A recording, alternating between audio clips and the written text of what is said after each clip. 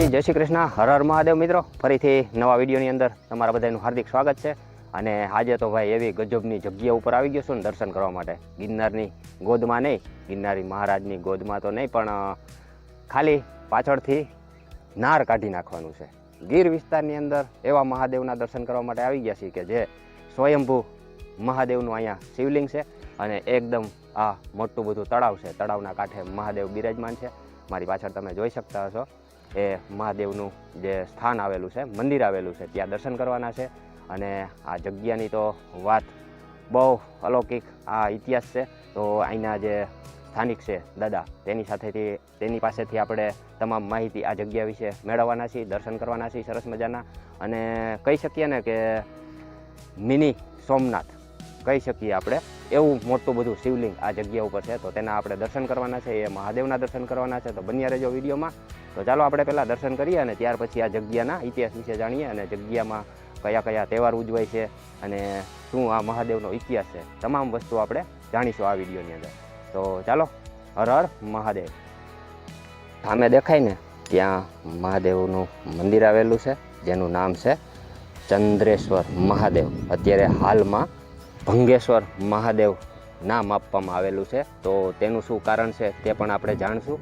અને અત્યારે જો આ મોટું બધું તળાવ છે તેનો પણ અનેરો ઇતિહાસ છે, તે પણ આપણે જાણશું આ વિડીયોના માધ્યમથી.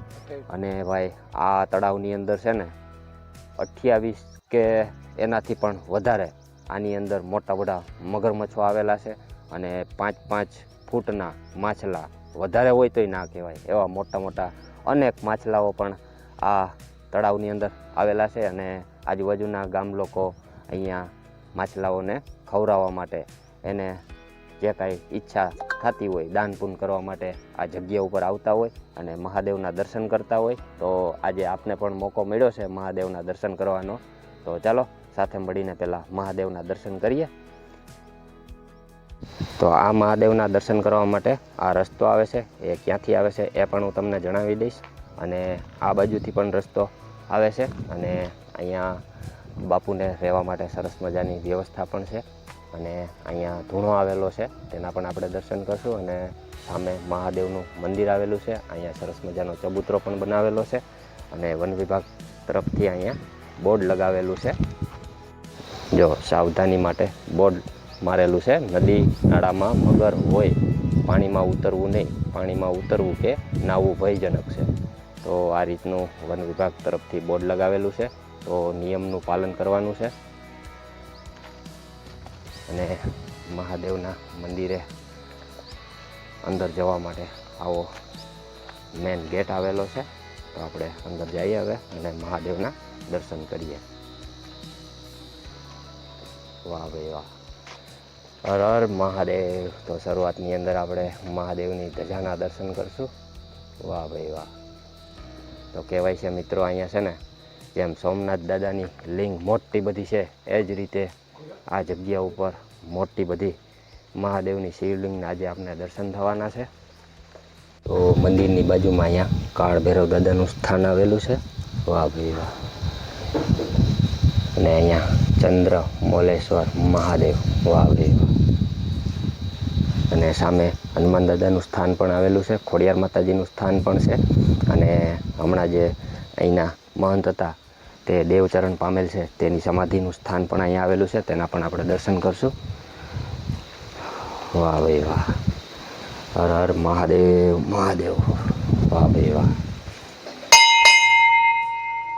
તો શરૂઆતની અંદર નંદી મહારાજ, અહીંયા કછુઆ મહારાજ, આ બાજુ ગણપતિ દાદા, આ બાજુ હનુમાનજી મહારાજ. અને હવે આપણે દર્શન કરવાના છે એ જ સ્વયંભૂ શિવલિંગ જે હું તમને વાત કરી રહ્યો હતો. વાહ ભાઈ વાહ, જય નાગ દાદા. તો આ એ છે ચંદ્રેશ્વર મહાદેવ. વાહ ભાઈ વાહ.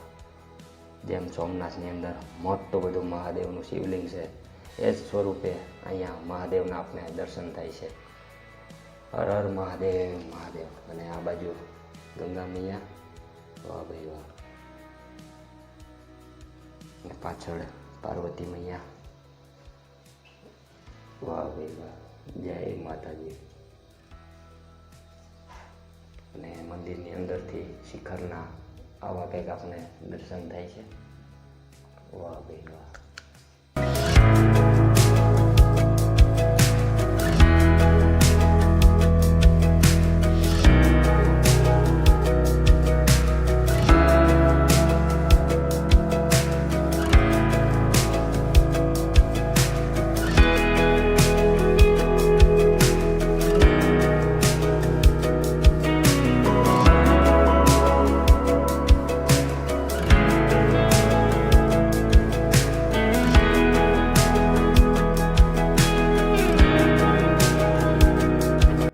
અહીંયા આપણે મહાદેવના દર્શન કર્યા અને આ બાજુ અતિ પ્રાચીન હનુમાન દાદાની પણ પ્રતિમા આવેલી છે, તો તેના પણ આપણે દર્શન કરીએ. અને આ બાજુ શીતળા માતાજીનું સ્થાન પણ આવેલું છે. જય બજરંગબલી દાદા. વાહ ભાઈ વાહ. સિયારામ જય જય સિયારામ જય રામ જય શીતળા માતાજી. વાહ ભાઈ વાહ. જય માતાજી. જય શીતળા માતાજી.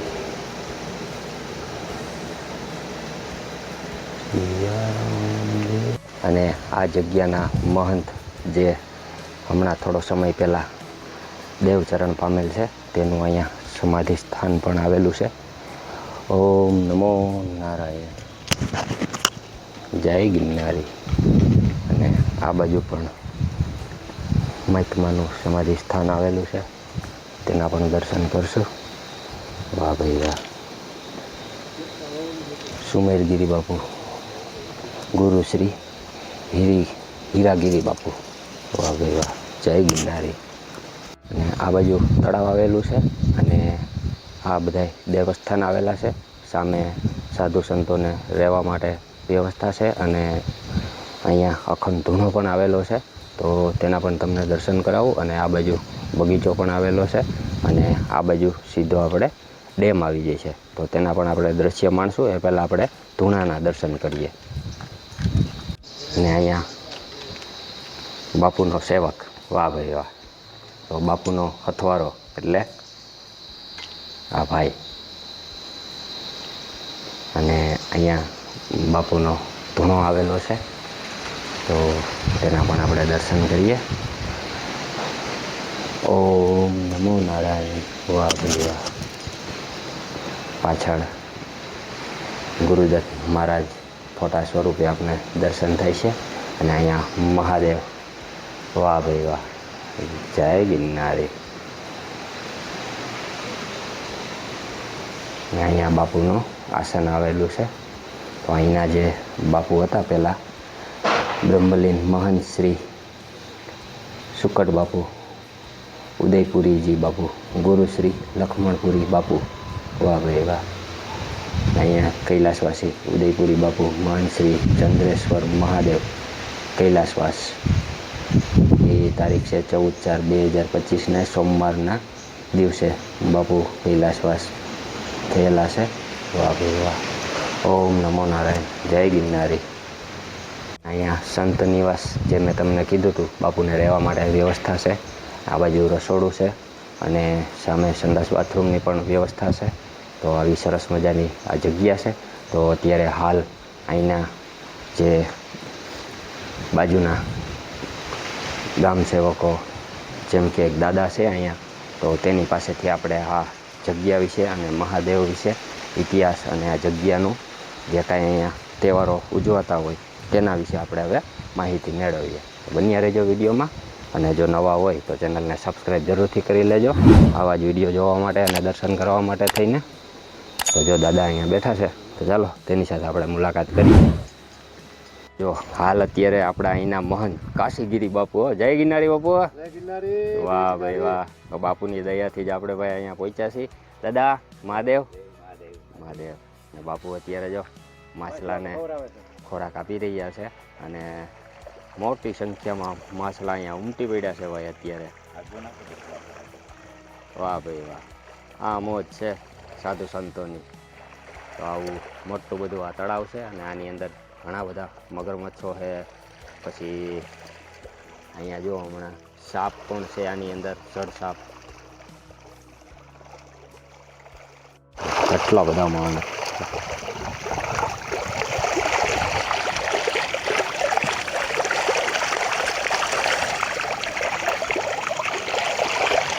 જોવા સામે સાપ બેઠા છે અત્યારે, એટલા માટે અહીંયા અંદર જવાની મનાઈ છે. જો અહીંયા સાપ બેઠા છે.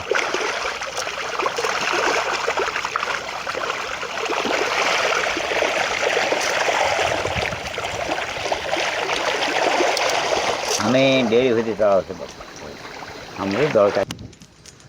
તો મિત્રો આપણે મહાદેવના દર્શન કર્યા, તળાવના પણ તમને દ્રશ્યો બતાવ્યા, અને અહીંના બાજુના જ દાદા છે જે આ જગ્યાને ઝાઝા વર્ષોથી જાણે છે. તો આપણે દાદા પાસેથી જ આ મહાદેવના ઇતિહાસ અને જગ્યા વિશે જાણશું. તો દાદા મહાદેવ, મહાદેવ તો આ જગ્યામાં તમને કેટલા વર્ષનો અનુભવ અને જે કાંઈ તમને માહિતી હોય એ મને અને અમારા દર્શક મિત્રોને જણાવજો. માહિતી તો દાદા ભાઈ 70 વર્ષની છે. ઓહો. હા. ત્યાં કોઈ વસ્તુ નહોતી અહીંયા. હા. એ પછી અમે જ બનાવ્યું બધું ફાળો કરીને. આ મંદિર બનાવ્યું ને હા. લગભગ 52 વર્ષ ત્યાં. 52 વર્ષ. 52 વર્ષ. હા.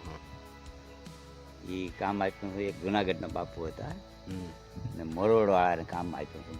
76નું કામ મંદિરનું. ખાસ કરીને તો આપણે જે આ મહાદેવનું શિવલિંગ છે એ સ્વયંભૂ છે કે સ્વયંભૂ છે. સ્વયંભૂ? હા. બરોબર. કોઈ સ્થાપના નથી કરી. હા. તો એનો સમયગાળો ઓમ તમને કંઈ એટલી બધી પછી આપણે આગળની તો ખબર ન હોય તો આપણે. એટલું આ 70 ની ખબર, પછી ના ખબર આગળની. હા. અને આ મંદિરની પછી તમે વાત કરતા હતા તો કેના દ્વારા બંધાવેલું ને ઈ આ પીસવા છે ને ગામવાળા અમે બધા એમ ફાળો કરી ને આ મંદિર બનાવ્યું. મંદિર બનાવ્યું પછી કુંભાર આવ્યા એક આપણે જૂના એ છે તો એટલા બાજુમાં પણ તે અટાણે રહે જુનાગઢ. સકડીયું લઈને અહીંયા આવ્યા મજૂરી કરવા. એને અમે બધી વાત કરી કે આમ તો એને પછી બધું ધ્યાન દીધું. આ ઓટા મોટા ને બધું એના ઘરના ટ્રેક્ટર હોય અને આ મકાનો એમાં બધો પૂરો સહકાર આપ્યો. એ પછી પાછો ઓલો ભાઈ ઓફ થઈ ગયો ફોટો છે ને, એ ભાઈ અહીંયા બહુ એની સહકાર આપ્યો. એવા તો બધા કોડીનાથના દાદા બધા ભેગા થઈ ગયા, ઉમરપરાવાળા ને એમ બધા દાતાર આવતા જ એમ બધું બનાવતા ગયા. અત્યારે હાલમાં આજુબાજુના ગામનો સાથ સહકાર અહીંયા મંદિરમાં રહેતો હોય છે. હા, બધાય ને જાય બાપુ ગમે ત્યાં જાય ત્યાં બધી રીતે પૂરું થાય, પણ બાપુને જવું પડે. હા. પછી તો અહીંયાથી દાતાર આવે એ આપે, બાકી તો આગળ ગામમાં જાય તો ગાજું થઈ જાય બાપુને, પણ ગામમાં બાપુ કોઈ જાતા નથી. અને અહીંયા તહેવારની જો આપણે વાત કરીએ તો કયા કયા તહેવારો? એક શ્રાવણ મહિનો આખો શ્રાવણ મહિનો, પછી શિવરાત્રી, પછી રામનવમી, 3-4 દિવસ બધા ઉજવે. બરોબર. તો એ અહીંયા મોટી સંખ્યામાં માણસો આજુબાજુના ગામના બધા ગામના અહીંયા માણસો બધા ભેગા થાય. અને ચોમાસામાં આમાં આ તળાવમાં વધારે પાણી આવી જાય તો અહીંયા કઈ તકલીફ થાય એવું નહીં, કોઈ વસ્તુ નહીં. બરોબર. અહીંયા પછી વાયર બાંધેલ છે. તમે આવ્યા જતા ને માથે પાડેથી પાછા મુકરી વાયર પકડીને આવી તો પાણી હેલું જતું એટલે વાયર પકડીને હેલું આવવાનું. હા, એ તો વખત પકડે વાયર, ગરઢો માણા હોય, બાકી તો મારી દેવા તો કાંઈ એમને એવા હોય તો ભૈયા જ આવે.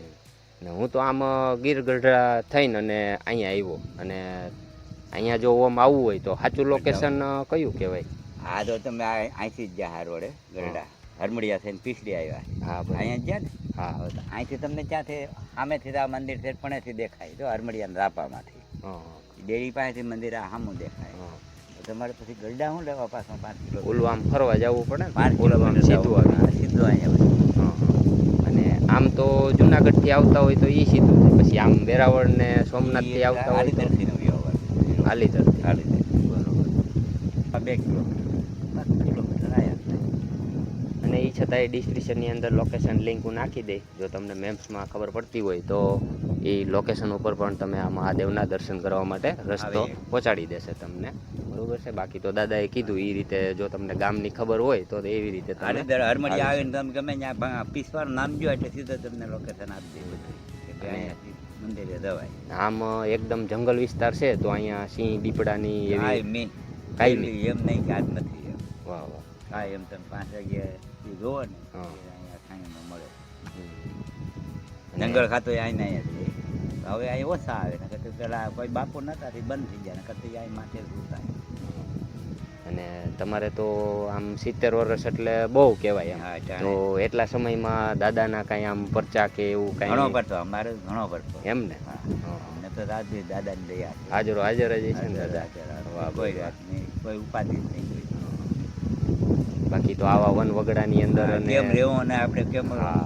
દાદાની દયા છે. મારી પાસે 4 વીઘા જમીન છે. અમે 7 ભાઈઓ છે. હા. 7 ભાઈ 4 વીઘા જમીન છે. પછી મારા છોકરા 2 નવસારી છે. હમ. એ અહીંયા નથી. અમે અહીંયા 2 દીકરીઓ છે ને અમે 2 માણા પતે. હા. નહીં ગામમાં મારે હાલીદરમાં 4 મકાન છે પણ ત્યાં અમને કેટલું થાય હાલી અહીંયા પાછી મકાન બનાવીને અહીંયા પાડું 2 જણ દૂધ અને પછી ત્યાં એક દીકરી લગ્ન થઈ ગયા પછી ભાઈ તો એમ મળે જ નહીં ત્યાં વેચી જ નાખી. એક ગા રાખી એ પાડી છે 2 ગાયું તો આપણે ત્યાં ચાલ્યા કરે એમને દાદાની દયા. હા. કોઈને ત્યાં 5 રૂપિયા માગવા જાવ બીજા આપણે આથી સેવા થઈ કરીએ અહીંયા દાદા. હા, એ તો એમ જ. નજીકમાં છે. સાધુ આવે કોઈ આપણે રોટલા પાડી છે તો એનો આ બાજુમાં રહેતા હોય એટલે એને એમ કોઈ જાય મુદાવા ના દે કે આજ બાપુ એમને માર્યા છે ચાલો હું છે હું નહીં. મિત્રો આવી સરસ મજાની દાદાએ આપને માહિતી આપી અને જે આ સ્વયંભૂ શિવલિંગ છે ને મિત્રો તમને કહેતા હું ભૂલી ગયો કે મહાદેવ 6 થી 7 ફૂટ આ શિવલિંગ છે. જ્યારે જે દેખાય છે ને એથી તો 3 ગણી જમીનમાં અંદર છે. જે આ ઓટો તમને દેખાય છે ને ઊંચો એ ઓટો પછી બનાવેલો છે. તો એવડું મોટું આ શિવલિંગ છે એટલે ત્યારે તો અદ્ભુત જ આ મહાદેવના દર્શન થતા છે અને એકદમ જો નેચરલ વાતાવરણ કુદરતના ખોળે આવી સરસ મજાની આ જગ્યા છે જેના આપને આજે દર્શન કરવાનો મોકો મળ્યો છે. અને બાપુની પણ અહીંયા ચેતન સમાધિનું સ્થાન આવેલું છે અને આગળ પણ એક સમાધિ સ્થાન છે એ પણ ચેતન જ છે. બાપુની બંને સમાધિ ચેતન છે અહીંયા. તો અહીંયા દર્શન કરવા માટે ડિસ્ક્રિપ્શનની અંદર લોકેશન લિંક નાખી જ દીધી છે મેં. તો સાંજે પણ અહીંયા સરસ મજાનું આયોજન કરેલું છે એ પણ હું તમને વિડીયોના માધ્યમથી જે કાંઈ અહીંયા કાર્યક્રમ થશે તેના પણ દ્રશ્યો હું તમને બતાવીશ, એનો પણ અનુભૂતિ કરાવીશ. તો મળશું એક નેક્સ્ટ વિડીયોની અંદર. ત્યાં સુધી બધાને મારા જય માતાજી, જય શ્રી કૃષ્ણ, હર હર મહાદેવ, જય ગિરનારી. કમેન્ટમાં જરૂર લખી દેજો. આવજો.